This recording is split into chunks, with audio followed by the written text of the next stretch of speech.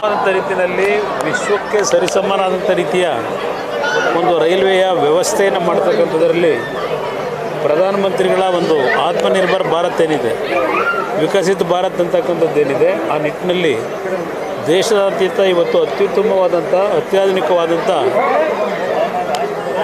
ರೈಲನ್ನು ಇವತ್ತು ದೇಶದ ಜನತೆ ಪ್ರಯಾಣ ಮಾಡ್ತಕ್ಕಂಥ ಎಲ್ಲ ರೀತಿಯ ಸೌಲಭ್ಯಗಳನ್ನು ಒಳಗೊಂಡಿರ್ತಕ್ಕಂಥದ್ದು. ಆ ಒಂದು ನಿಟ್ಟಿನಲ್ಲಿ ಇವತ್ತು ವಿಶ್ವಕ್ಕೆ ಸರಿಸಾಟಿಯಾದಂಥ ಬೇರೆ ದೇಶಗಳಿಗೆ ಸರಿಸಾಟಿಯಾದಂಥ ರೀತಿಯಲ್ಲಿ ಈ ವ್ಯವಸ್ಥೆಗಳೇನಾಗ್ತಾ ಇದೆ, ಅದಕ್ಕೆ ಬಹುಶಃ ಜನತೆಯೂ ಖುಷಿ ಇದ್ದಾರೆ. ನಾನು ಸಹ ಪ್ರಧಾನಮಂತ್ರಿಗಳ ಒಂದು ನೇತೃತ್ವದಲ್ಲಿ ಇವತ್ತೇನು ಈ ಕಾರ್ಯಕ್ರಮಕ್ಕೆ ಇಲ್ಲಿ ಬಂದಿದ್ದೇನೆ. ಈ ವರ್ಷ 2.5 ಲಕ್ಷ ಕೋಟಿ 2,65,000 ಕೋಟಿ ಬಜೆಟ್ನಲ್ಲಿ 24-25 ಆಯವ್ಯಯದಲ್ಲಿ ಮಂಡನೆ ಮಾಡಿದರು. ಅದರ ಜೊತೆಗೆ ಕರ್ನಾಟಕದಲ್ಲಿ ಸುಮಾರು 7,500 ಕೋಟಿ ರೂಪಾಯಿಗಳು ಈ ವರ್ಷದಲ್ಲಿ ಹಣವನ್ನು ಬಿಡುಗಡೆ ಮಾಡಿ ಇವತ್ತು ರೈಲ್ವೆ ಇಲಾಖೆಯಿಂದ ಜನತೆಗೆ ಸೌಲಭ್ಯ ಕಲ್ಪಿಸ್ತಕ್ಕಂಥದ್ರಲ್ಲಿ ಉತ್ತಮವಾದ ರೀತಿ ಕರ್ನಾಟಕದ ಒಂದು ಯೋಜನೆಗಳು ನಡೀತಾ ಇದೆ.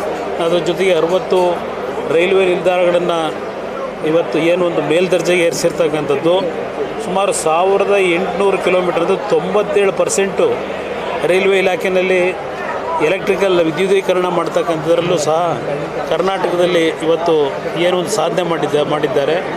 ಎಲ್ಲದಕ್ಕೂ ನಾವು ಅವ್ರನ್ನ ಅಭಿನಂದಿಸ್ತೇವೆ. ಸರ್, ಇದನ್ನು ಹೊರತುಪಡಿಸಿ ಪೊಲಿಟಿಕಲ್ಲಿ ಸರ್ ಇವತ್ತು CM DCM ಪ್ರೆಸ್ ಮೀಟ್ ಮಾಡಿ ವೋಟ್ ಚೋರಿ ಆಗಿದೆ, ನರೇಂದ್ರ ಮೋದಿ ಸರ್ಕಾರ ಗೆದ್ದಿರೋದೇ ವೋಟ್ ಚೋರಿಯಿಂದ, ಗೆಲ್ತಿರೋದೇ ವೋಟ್ ಚೋರಿಯಿಂದ. ಈಗ ನರೇಂದ್ರ ಮೋದಿ ಅವರ ಬಗ್ಗೆ ಅವರು ಚಾರ್ಜ್ ಮಾಡೋದಾದರೆ ವೋಟ್ ಚೋರಿ ಬಗ್ಗೆ, ಕರ್ನಾಟಕದಲ್ಲಿ ಚುನಾವಣಾ ಫಲಿತಾಂಶ ಬರೋದಕ್ಕಿಂತ ಮುಂಚೆ 2023ರಲ್ಲಿ ವಿಧಾನಸಭೆ ಚುನಾವಣಾ ಫಲಿತಾಂಶ 136 ಸೀಟು ಕಾಂಗ್ರೆಸ್ಸಿಗೆ ಬರುತ್ತೆ ಅಂತೇಳಿ ಯಾವ ಆಧಾರದ ಮೇಲೆ ಇವರು ಘೋಷಣೆ ಮಾಡಿದ್ರು 136 ಸೀಟ್ ಬರುತ್ತೆ ಅಂತಕ್ಕಂಥದ್ದು.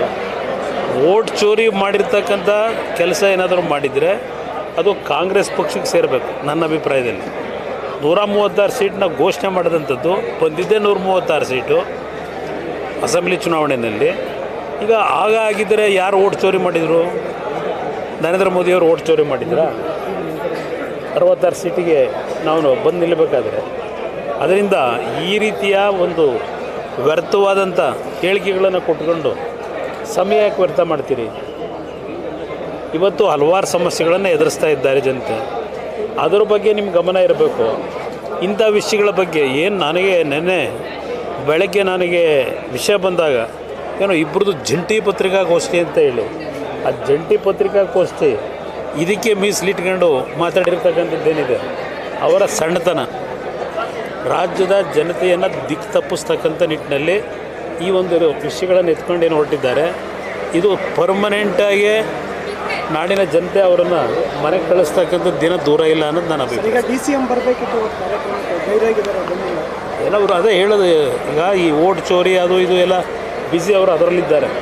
ಅಭಿವೃದ್ಧಿ ಬಗ್ಗೆ ಅವರಿಗೆ ಗಮನ ಇಲ್ಲ. ಇಂಥ ವಿಷಯಗಳ ಕ್ಷುಲ್ಲಕವಾದಂಥ ವಿಷಯಗಳನ್ನು ಇಟ್ಕೊಂಡೇ ಕಳೆದ 2 ವರ್ಷ ಕಾಲ ಕಳೆದಿದ್ದಾಗಿದೆ. ಮುಂದಿನ 2 ವರ್ಷವೂ ಇದರ ಮುಂದೆ ಇನ್ನೇನು ಬೇರೆ ಏನು ಮಾಡಲಿಕ್ಕೆ ಸಾಧ್ಯ ಇಲ್ಲ. ಈಗಾಗಲೇ ಖಜಾನೆ ಖಾಲಿ ಏನಾಗ್ತಾ ಇದೆ, ಅದಕ್ಕೆ ಸ್ವಲ್ಪ ಹಣ ಯಾಕೆ ಕ್ರೋಢೀಕರಿಸಬೇಕು ಅಂತೇಳಿ ಈಗಾಗಲೇ ನೆನ್ನೆ ಒಂದು ಮೀಟಿಂಗ್ ಮಾಡ್ಕೊಂಡಿದ್ದಾರೆ. ಜನಗಳ ಮೇಲೆ ಪದೇ ಪದೇ ತೆರಿಗೆ ವಿಧಿಸ್ತಕ್ಕಂಥದ್ರ ಮುಖಾಂತರ ಜನತೆ ಕಷ್ಟಪಟ್ಟು ಸಂಪಾದನೆ ಮಾಡಿರ್ತಕ್ಕಂಥ ಹಣವನ್ನು ತೆರಿಗೆ ರೂಪದಲ್ಲಿ ಕಟ್ಟಿರ್ತಕ್ಕಂಥದ್ದು ಇವತ್ತು ಲೂಟಿ ಏನಾಗ್ತಾ ಇದೆ, ಜನ ಗಮನಿಸ್ತಾ ಇದ್ದಾರೆ. ಜನರನ್ನ ಪ್ರತಿನಿತ್ಯ ಇವತ್ತು ದಾರಿ ತಪ್ಪಿಸ್ಲಿಕ್ಕಾಗೋದಿಲ್ಲ. ಅದರಿಂದ ನಾನು ಹಲವಾರು ಬಾರಿ ಹೇಳಿದ್ದೇನೆ, ತಿದ್ದುಕೊಂಡು ತಪ್ಪು ಮಾಡಿರ್ತಕ್ಕಂಥನ್ನ ಸರಿಪಡಿಸ್ಕೊಂಡು ಕೆಲಸ ಮಾಡಿ ಅಂತೇಳಿ. ಆದರೂ ಅವರಿಗೆ ಬುದ್ಧಿ ಬರ್ತಿಲ್ಲ ಅಂತಕ್ಕಂಥದ್ದು ನನ್ನ ಅಭಿಪ್ರಾಯ. ನಿನ್ನೆ ಕಬ್ಬುದು ಸಭೆ ಮಾಡಿದ್ದಾರೆ ಸರ್, ಮಾಲೀಕರು 50 ರೂಪಾಯಿ ಕೊಡಬೇಕು ಅಂತ ಹೇಳ್ತಾರೆ, ಬಟ್ ಮಾಲೀಕರು ಒಪ್ಪಿಲ್ಲ. ಆಗಿಲ್ಲ. ಒಂದು ನಿಮಿಷ ಬ್ರದರ್, ಅವರು ಪ್ರಧಾನಮಂತ್ರಿಗಳಿಗೆ ಪತ್ರ ಬರೆದರು ಅವ್ರ ಮೇಲೆ ಗೂಬೆ ಕೂರಿಸ್ಲಿಕ್ಕೆ. ವಿಧಾನಸಭೆಯಲ್ಲಿ ಒಂದು ಬಾರಿ ಇದೇ ಈ ಮುಖ್ಯಮಂತ್ರಿ ಇವರೆಲ್ಲ ಇದು ಸೇವಂತಿಗೆ ಹೂನ ಕಿವಿಗೆ ಮುಡ್ಕೊಂಡು ಹೋಗಿದ್ದು ಇನ್ನೂ ನಾವು ನೆನಪಿನಲ್ಲಿದೆ. ಆ ಕಿವಿಗೆ ಹೂ ಮುಡ್ಕೊಂಡು ಹೋದಂಥವ್ರು ಏನಿದ್ದಾರೆ, ಈ ಕಳೆದ 2.5 ವರ್ಷದಿಂದ ಪ್ರತಿನಿತ್ಯ ರಾಜ್ಯದ ಜನತೆಗೆ ಕಿವಿಗೆ ಹೂ ಮುಡಿಸ್ತಾ ಇದ್ದಾರೆ ನನ್ನ ಅಭಿಪ್ರಾಯದಲ್ಲಿ.